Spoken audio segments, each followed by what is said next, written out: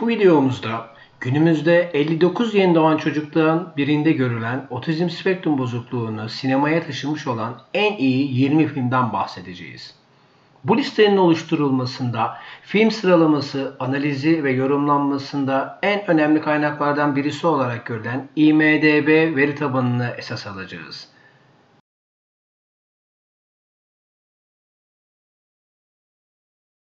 My name is Temple Grandin. I'm not like other people. Listemizin ilk sırasında 2010 yapımı Temple Grandin isimli film yer almakta.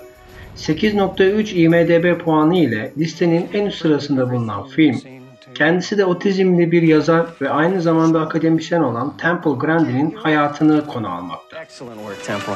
Really excellent work. How'd you figure that out?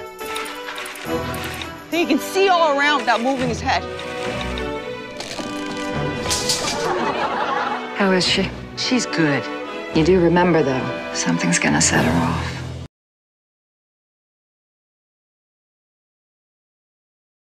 Listemizin ikinci sırasında ise artık bir klasik olarak kabul edilmekte olan efsane film Yağmur Adam yer almakta. Çoğu kişinin otizm terimini ilk defa duyduğu Yağmur Adam filminde otizmli ağabeyiyle yıllar sonra karşılaşan kardeşinin hikayesi anlatılmakta. Dustin Hoffman'ın otistik savant Raymond rolü ile yıldızlaştığı ve Oscar kazandığı bu film mutlaka izlenmesi gereken filmler arasında yer almakta.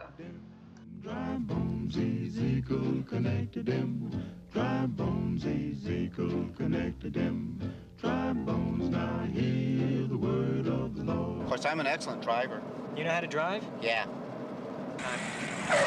Right minute! You never touch the steering wheel when I'm driving. Do you hear me? Yeah. Do you hear me? Of course, I don't have my underwear. What? Them bones gonna walk around. Them bones gonna walk around. Them bones gonna walk around.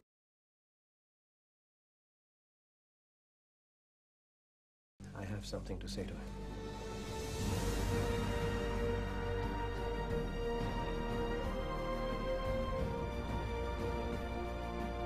Listemizin 3. sırasında My Name is Khan isimli film yer almakta. Filmde Hindistan'da dünyaya gelmiş olan Asperger sendromlu Khan'ın Amerika'ya olan yolculuğu, inancı ve yaşadıkları nedeniyle çektiği sıkıntılar anlatılmakta.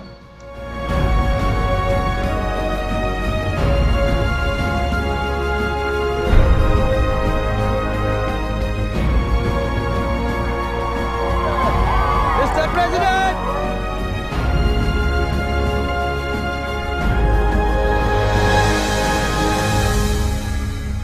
My name is Khan, and I'm not a terrorist.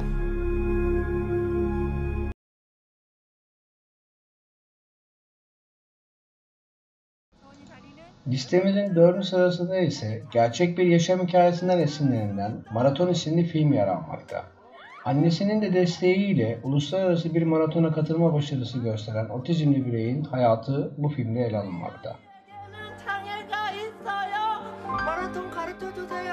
정상인들하고 달렸어도 3등 했어요. 안 될 이유가 뭐죠? 마라톤은요. 페이스 조절 못하면 심장 터져 죽는다고요. 애 죽이고 싶어요? 다음에 나가는 대회는 더 많이 뛰어야 돼. 더 많이 뛰어요. 몇 킬로 뛰어야 된다고? 42.195km.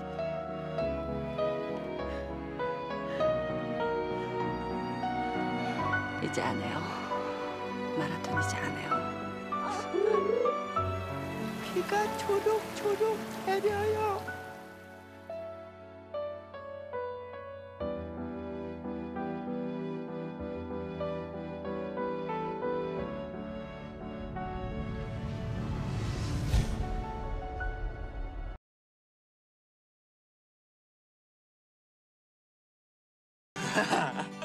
Doctors said we'd be lucky if Arnie lived to be 10. I could go at any time. Arnie, don't be rude. Some days you want him to live. Listemizin 5. sırasında ise Türkçe'ye Gilbert'in hayalleri olarak çevrilmiş olan film yer almakta. Filmde otizmli bir çocuğun ağabeyi ve obezite sorunu yaşayan annesiyle olan iletişimi ve hayatı ele alınmakta. I saw a guy at the state fair who was a little bit bigger. I haven't always been like this. I haven't always been like this. Gilbert, I'll need a delivery later. If nothing ever happens here. It's those lobsters, isn't it? Why does it always happen to me?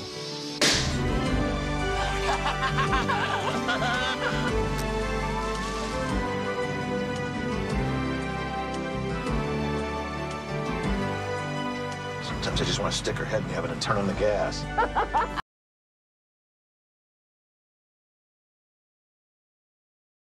Listemizin 6. sırasında yer alan Kalp Hastası isimli filmde yüksek işlevli otizmli bir kadının kendisine kızının kaza haberini vermeye gelen bir yabancı ile kurduğu iletişim ve etkileşim anlatılmakta. It must be so awful losing a child. I didn't lose her. She's dead. Linda? It's perfectly all right. I know all about autism. I've seen that film. She's very verbal. I have noticed. I'm Maggie. Lie down and go to sleep. And if you try and touch me, I'll shoot you. Are you all right?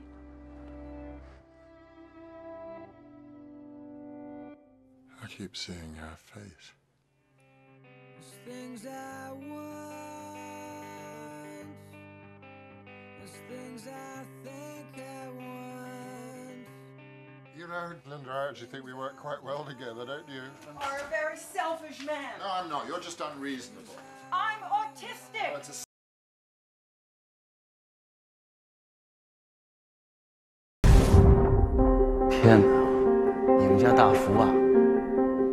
Listenin 7. sırasında yer alan Rejetti'nin başrollerini oynadığı Ocean's Eleven isimli filmde ise bir balıkçı kasabasında yaşayan babanın otizmli oğlu ile verdiği yaşam mücadelesi anlatılmakta.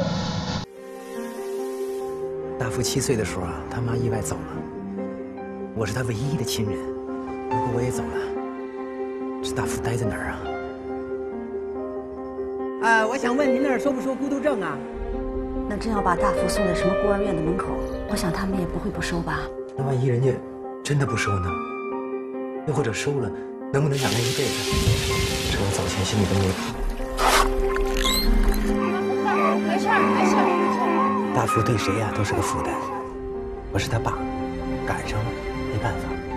可有些事儿，我还是想让大福弄明白，要不我不放心。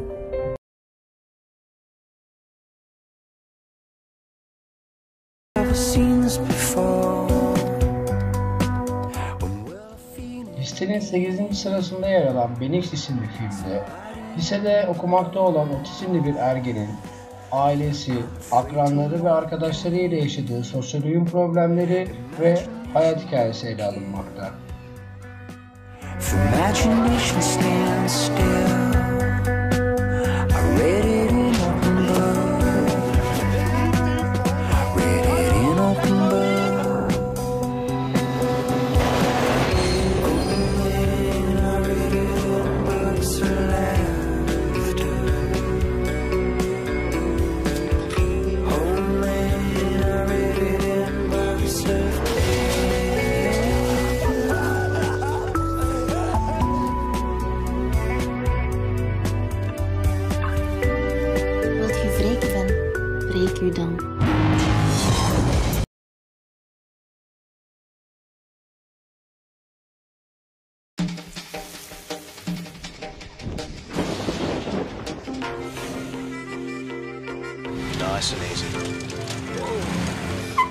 Listemizin 9 numaralı sırasında The Black Balloon isimli film yer almakta.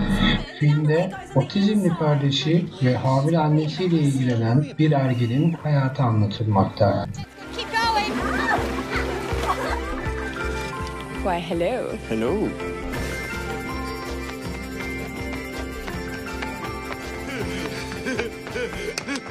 Charlie!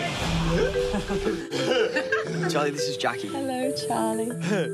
Cheeky monkey. It must be so hard on your parents. It must be hard on you. Dad, do you wish Charlie was normal? Charlie, get up. Charlie, stand up. All I know is he's my own. You're weak if you don't look after your own. Charlie! Charlie, just... I don't want anything to do with him. Don't be so bloody selfish, Thomas. He's not my responsibility. He's your brother. He is a freak.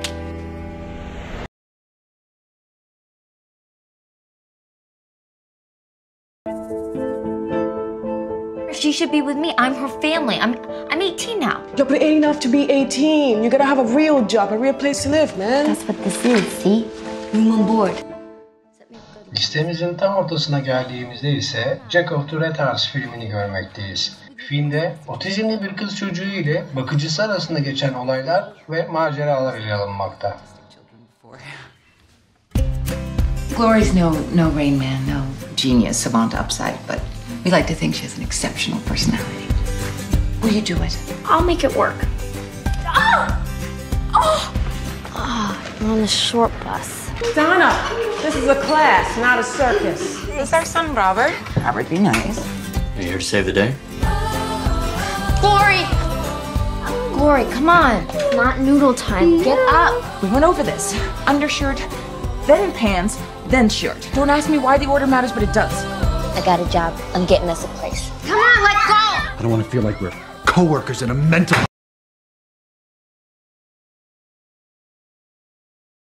System. No. Lunchtimes for guy talk.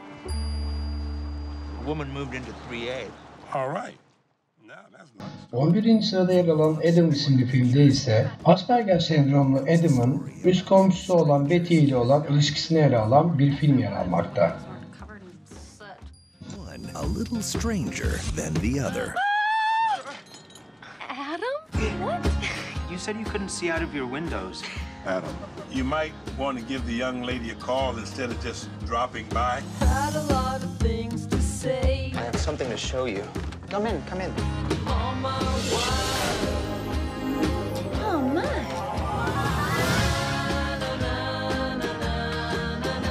Were you excited? What? Sexually? Because I was. Thank you. I should be going now. Because I said that thing about being sexually excited? No. Well, yeah. I have this thing that's called Asperger's syndrome. Oh. Albert Einstein, Thomas Jefferson, Mozart. They had Asperger's? Probably.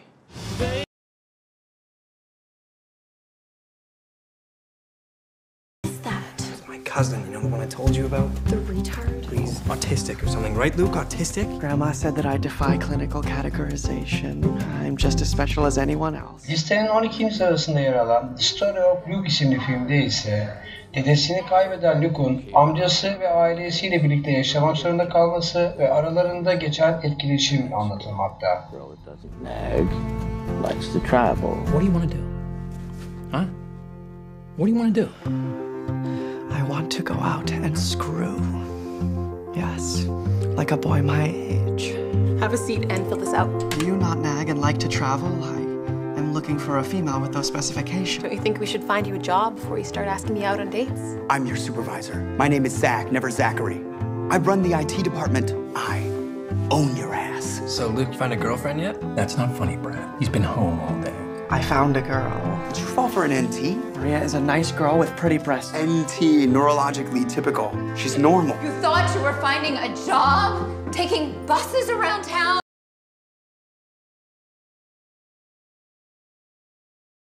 Men det är jag inte. Jag gillar inte förändringar. Men jag gillar Sam. För Sam behöver Frida. Precis som jag behöver honom. Så vad fan? Toalettpappret är slut. Va? Alltså ut härifrån! 13. sıraya geldiğimizde ise Türkçe'ye Aşkın Formülü Yok ismiyle çevrilmiş olan Simple Simon isimli film yer almakta. Filmde Asperger sendromlu Simon ile ağabeyi ve yeni tanışmış olduğu bir kız arasında geçen ilişkiyi anlatılmakta. Inte hundar, senap och matematik. Låter du när du har sex? Ibland. Ja. Senap eller ketchup? Ketchup eller senap? Vad ska du ha? Nej, attraktiv. Vad är det här? Det är flickvänsobjekt. Hur mycket tror du att jag blir tillsammans med raka motsats? Jag är en idiot! Förlåt, gick det? Du måste träffa min bror. Han säger att motsatser attraherar varandra och ni är varandras motsatser. Jag gillar inte att ta på folk. Men gud vad söta! Vad gör du? Du rörde vid mig. Jag gillar inte när någon rör vid mig.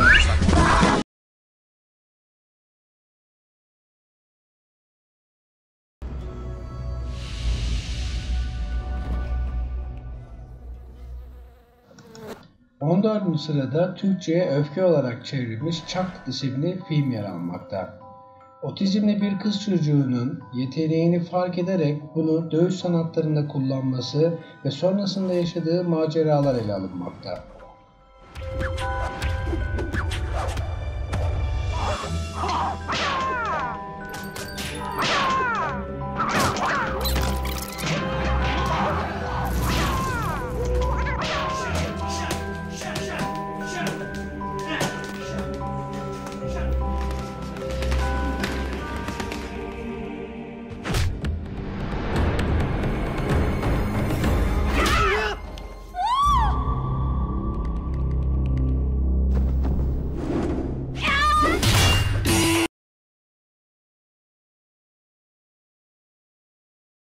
Broer.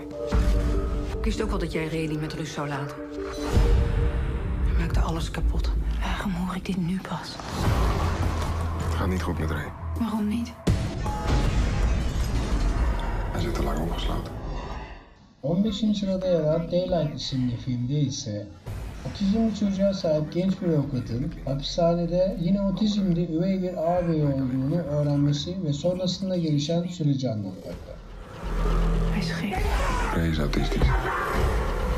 Iris, je weet dat autisme erfelijk is. Hoe kun je nou nooit eens normaal doen? Omdat ik niet weet hoe dat moet. Waarom heb je nooit iets gezegd? Ik kon niet anders. Het was afschuwelijk. Toen heb je me in een internaat gestopt. Dat was beter voor me. Beter voor jou. Wat is er gebeurd? Waar ben je geweest al die tijd? Vraag het aan je moeder. Ik ga proberen om jou...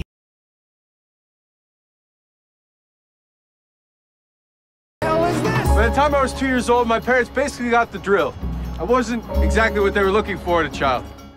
48 is interesting. Listenin 16. sırasında yer alan Mozart ve Balina isimli filmde ise iki Asperger'li gencin birbirine aşık olması ve sonrasında yaşadıkları anlatılmakta.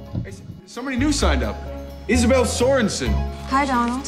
You both have Asperger's. You both share the same language of emotional dysfunction, whereas I, on the other hand, just irritate the spit out of everyone. Are you free for lunch tomorrow? Yes. People with Asperger's want contact with other people very much. We're just pathetically clueless at it, that's all. I learned a long time ago that I can't keep from shocking people, so I just make it work for me. I'm sure you've been with more attractive men. Attraction is a whole package. And I've never been with anyone like you. Is there a pathway to your bedroom? Yeah.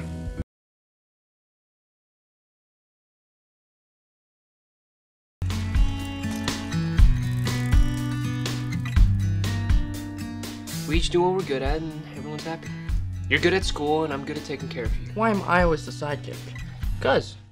17. sırada yer alan White Frog isimli filmde ise Asperger sendromlu bir gencin ağabeyini bir trafik kazasında kaybettikten sonra ailesi ve etrafındaki arkadaşlarıyla yaşadıklarını anlatmakta. You wanna hang out with us tonight? That's what Chaz did every Friday.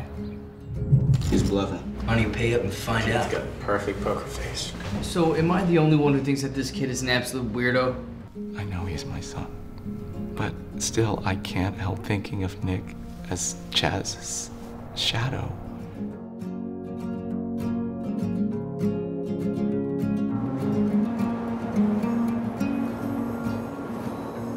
For most of my life, growing up in this strange world, I've been trying my best to fit in.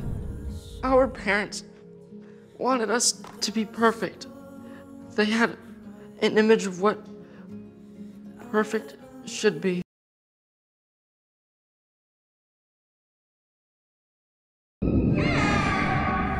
Es un animal fascinante.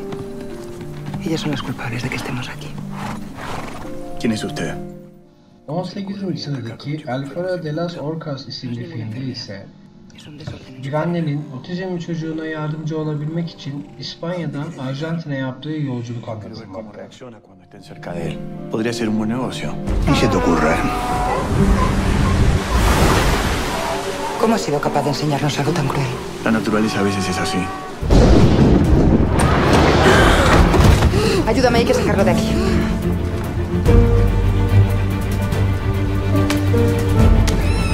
¿Qué carajo es esto?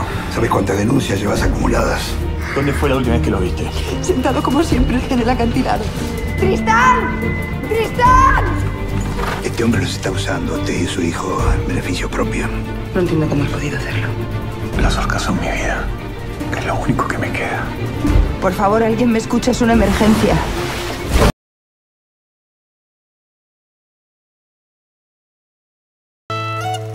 She's my sis, and you take care of family, but looking after her isn't exactly a cakewalk. You, sure you don't want me to come? I already told you I can do this on my own.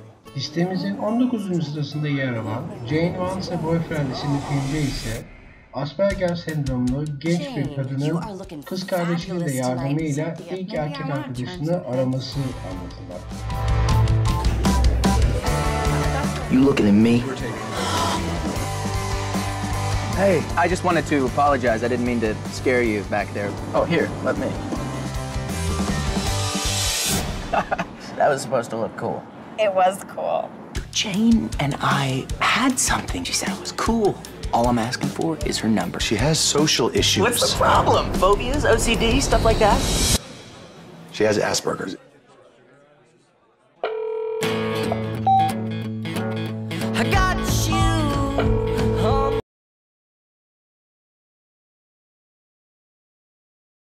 Wendy. Good morning, Scotty. Can we go over your everyday schedule? Wake up, go to work. Welcome to Cinnabon. Would you like a Cinnabon?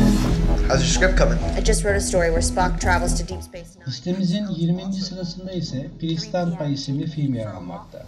Filmde otizmli genç bir kızın bakıcısından kaçarak yazmış olduğu kitabı başvuru yapmak üzere şehre inmesi anlatılmakta. There's a Star Trek script writing contest. We can go to the post office and then I can go home with you. Can you please tell Audrey that I'm ready to go home now? Please stand by. Breathe. Your completed script must be received by February 16th. Where are you going? Los Angeles. Bus driver, my friend needs to pee. Don't do it, Pete! This is what happens when you pee on the bus. Me and my boyfriend, we're actually going down to LA. Maybe you should just come with us. She's 5'4", blonde. That's her. Hey! I know he's the hero of Star Wars, but who exactly is this Kirk person? She's out there, alone. She's a very resourceful girl. Give it to me. Give me my